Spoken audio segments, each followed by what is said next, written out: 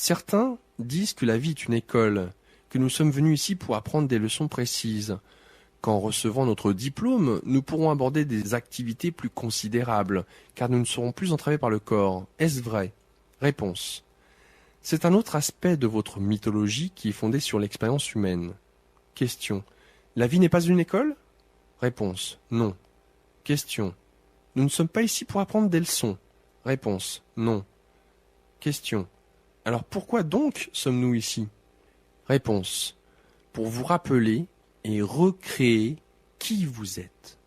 Je te l'ai dit, je te l'ai répété, tu ne me crois pas.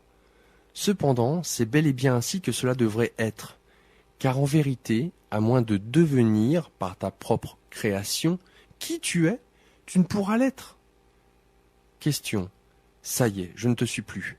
Revenons à cette histoire d'école. J'ai entendu une foule de maîtres nous dire que la vie est une école. Je suis franchement bouleversé de t'entendre nier cela. Réponse. L'école est un endroit où tu vas s'il y a quelque chose que tu ne sais pas et que tu veux savoir. Ce n'est pas un endroit où tu vas si tu sais déjà quelque chose et que tu veux tout simplement faire l'expérience du fait que tu le sais. La vie, comme tu l'appelles, est une occasion pour toi de savoir de façon expérientielle ce que tu sais de façon conceptuelle. Pour cela, tu n'as rien à apprendre, tu n'as qu'à te rappeler ce que tu sais déjà et à le mettre en pratique. Question. Je ne suis pas sûr de comprendre. Réponse. Commençons ainsi. L'âme, ton âme, sait toujours tout ce qu'il faut savoir. Rien ne lui est caché, rien ne lui est inconnu, mais ça ne lui suffit pas. L'âme cherche à faire l'expérience. Tu peux savoir que tu es généreux, mais à moins de faire quelque chose qui démontre la générosité, tu n'as qu'un concept. Tu peux te savoir gentil, mais à moins que tu ne fasses une gentillesse à quelqu'un, tu n'as qu'une idée de toi-même.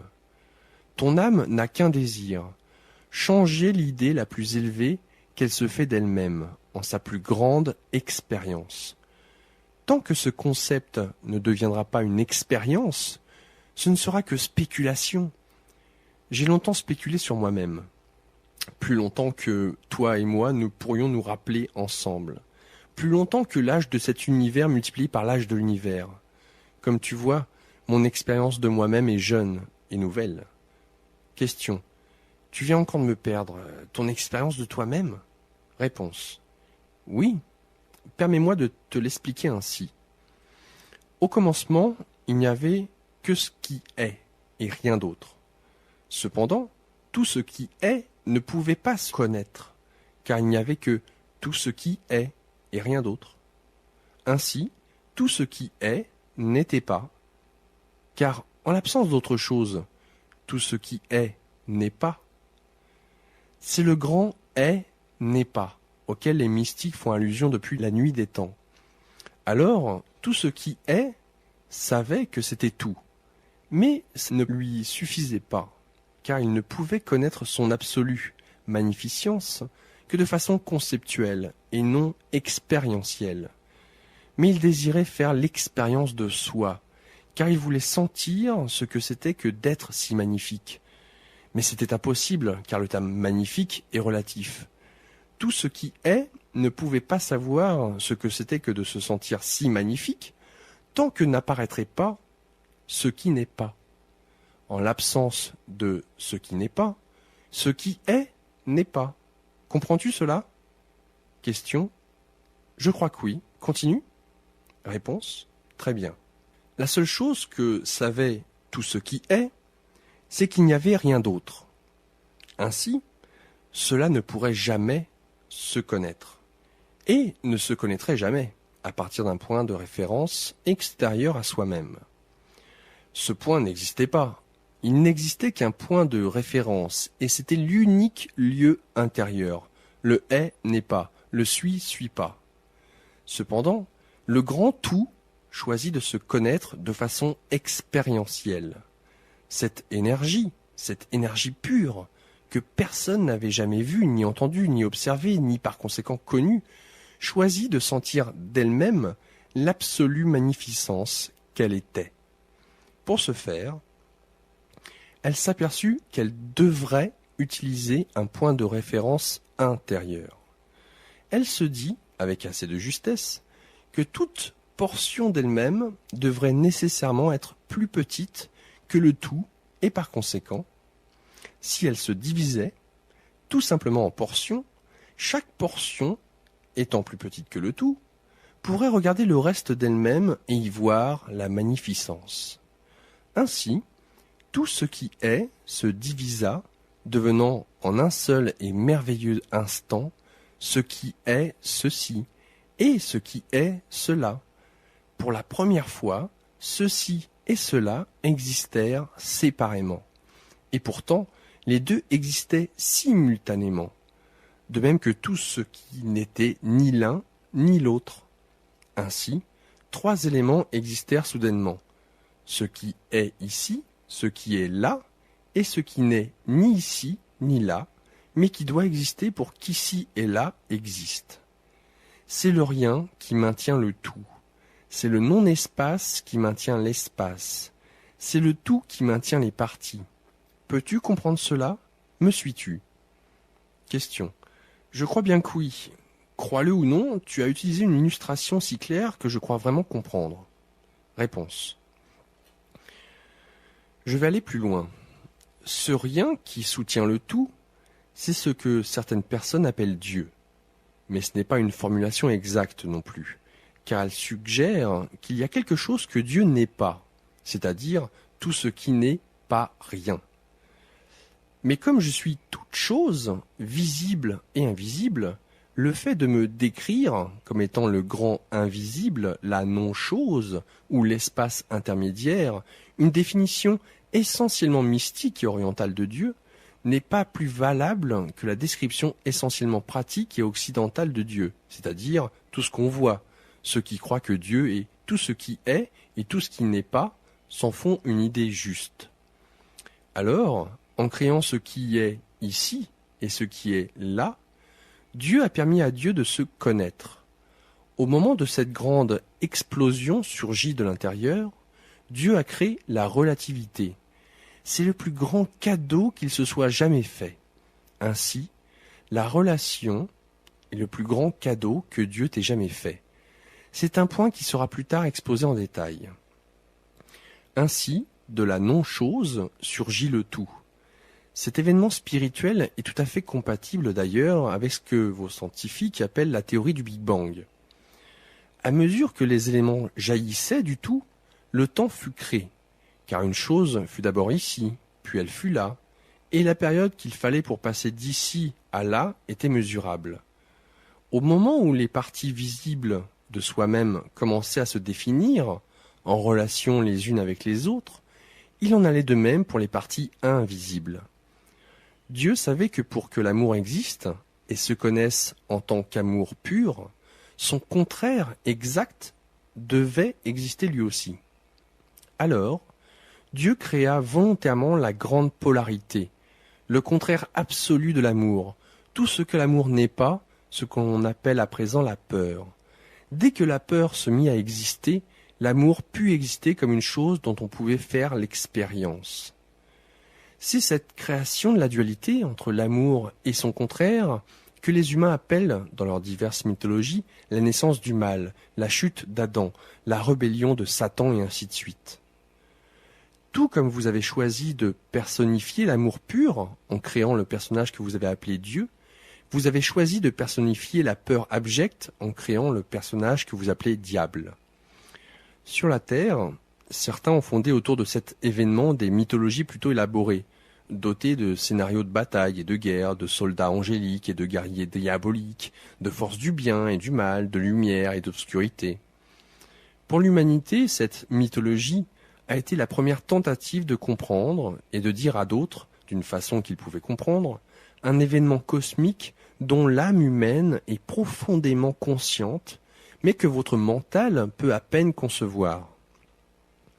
En faisant de l'univers une version divisée de lui-même, Dieu a tiré, à partir d'une énergie pure, tout ce qui existe à présent, le visible et l'invisible.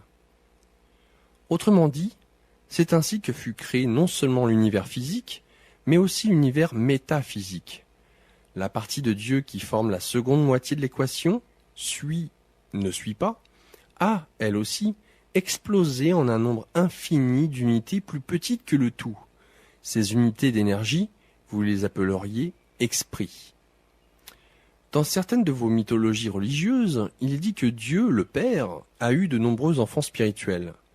Ce parallèle avec les expériences humaines de la multiplication de la vie semble être la seule façon de faire saisir aux masses, dans la réalité, l'idée de l'apparition soudaine, de la soudaine existence d'innombrables esprits dans le royaume du ciel. Dans ce cas, vos contes et récits mythiques ne sont pas très éloignés de l'ultime réalité, car les innombrables esprits qui forment la totalité de moi sont, au sens cosmique, ma progéniture. Mon divin dessein, en me divisant, était de créer suffisamment de parties de moi pour pouvoir me connaître de façon expérientielle. Il n'y a qu'une façon pour le Créateur de se connaître de façon expérientielle en tant que Créateur, c'est en créant. Ainsi, j'ai donné à chacune des parts innombrables de moi-même, à tous mes enfants spirituels, le même pouvoir de création que j'ai en tant qu'ensemble. C'est ce qu'entendent tes religions lorsqu'elles disent que tu as été créé à l'image et à la ressemblance de Dieu. Cela ne veut pas dire, comme certains l'ont affirmé, que nos corps physiques se ressemblent, bien que Dieu puisse adopter n'importe quelle forme physique dans un but particulier. Cela veut dire que notre essence est la même. Nous sommes composés de la même étoffe. Nous sommes la même étoffe, avec toutes les mêmes propriétés et capacités, y compris la capacité de créer la réalité physique avec rien du tout. Mon but, en te créant, ma progéniture spirituelle, était de me connaître en tant que Dieu. Je ne peux le faire qu'à travers toi. Ainsi, on pourra dire, et on l'a dit bien des fois, que mon dessein, en ce qui te concerne, est que tu te connaisses en tant que moi. Cela semble si étonnamment simple, mais cela devient très complexe, car il n'y a qu'une façon pour toi de te connaître en tant que moi. C'est que tu te connaisses d'abord en tant qu'autre chose que moi. Alors essaie de suivre, et force-toi de continuer, car à partir d'ici, cela devient très subtil. Es-tu prêt? Réponse: je crois, oui. Bien. Rappelle-toi, c'est toi qui as demandé cette explication. Tu as attendu des années. Tu l'as demandé en termes simples, et non sous forme de doctrine théologique ou de théorie scientifique. Oui, je sais que je te l'ai demandé. Et tu la recevras comme tu l'as demandé. Alors, pour simplifier les choses, je vais fonder mon exposé sur votre modèle mythologique des enfants de Dieu, car c'est un modèle qui t'est familier, et sous bien des aspects, il n'est pas si mauvais. Alors, revenons à la façon dont ce processus d'auto-connaissance doit fonctionner. J'aurais pu faire en sorte, d'une façon ou d'une autre, que tous les enfants spirituels se connaissent en tant que partie de moi. Il s'agissait tout simplement de leur dire. C'est ce que j'ai fait, mais tu vois, il n'était pas suffisant pour l'esprit de se connaître en tant que Dieu, ou partie de Dieu, ou enfant de Dieu, ou héritier du royaume, peu importe la mythologie que tu veuilles utiliser. Comme je l'ai déjà expliqué, savoir quelque chose et en faire l'expérience, c'est fort différent. L'esprit voulait se connaître de façon expérientielle, tout comme je l'avais fait. La conscience conceptuelle ne te suffisait pas. Alors j'ai conçu un plan. C'est l'idée la plus extraordinaire de tout l'univers et la collaboration la plus spectaculaire. Je dis collaboration car vous y prenez tous part avec moi. Selon ce plan, vous, pur esprit, alliez entrer dans l'univers physique qui venait tout juste d'être créé. Car la matérialité est le seul moyen de connaître de façon expérientielle ce que tu connais de façon conceptuelle. En fait, c'est la raison pour laquelle j'ai d'abord créé le cosmos physique, ainsi que le système de relativité qui le gouverne et qui gouverne toute la création. Une fois dans l'univers physique, vous, mes enfants spirituels, alliez pouvoir faire l'expérience de ce que vous savez de vous-même. Mais d'abord, vous deviez parvenir à connaître le contraire. Pour expliquer cela de façon simpliste, tu ne peux te connaître en tant que personne de grande taille, à moins et avant de prendre conscience de la petite taille. Tu ne peux faire l'expérience de cet aspect de toi-même que tu appelles grosseur, à moins d'arriver à connaître la minceur. En allant jusqu'au bout de cette logique, tu ne peux faire l'expérience de toi-même en tant que ce que tu es, avant d'avoir rencontré ce que tu n'es pas. C'est la base de la théorie de la relativité et de toute vie physique. Ce qui te définit, c'est ce que tu n'es pas. Alors, dans le cas de la connaissance ultime, de connaître en tant que créateur, tu ne peux t'éprouver en tant que créateur à moins et avant de te créer. Et tu ne peux te créer à moins de te défaire. En un sens, tu dois d'abord ne pas être afin d'être. Me suis-tu ? Je crois bien. Tiens bon. Bien entendu, tu n'as aucun moyen de ne pas être qui est ce que tu es. Tu es tout simplement cela, un pur esprit créatif. Tu l'as toujours été et le seras toujours. Alors, tu as adopté la solution suivante. Tu t'es arrangé pour oublier qui tu es vraiment. En entrant dans l'univers physique, tu as renoncé à te souvenir de toi-même. Cela te permet de choisir d'être qui tu es, plutôt que de seulement te réveiller dans le château pour ainsi dire. C'est dans l'acte de choisir de faire partie de Dieu, au lieu de seulement te le faire dire, que tu fais l'expérience de ta capacité de choisir, c'est-à-dire, par définition, de ta nature divine.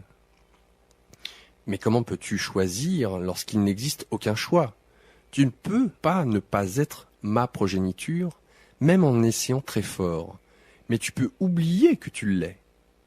Tu es, as toujours été, et seras toujours, une part divine du tout divin, un membre du corps. C'est pourquoi l'acte de réunir le tout, de retourner à Dieu, s'appelle le rappel. Tu choisis de te rappeler qui tu es vraiment, c'est-à-dire de réunir les diverses parties de ton être pour faire l'expérience de sa totalité, c'est-à-dire de la totalité de moi.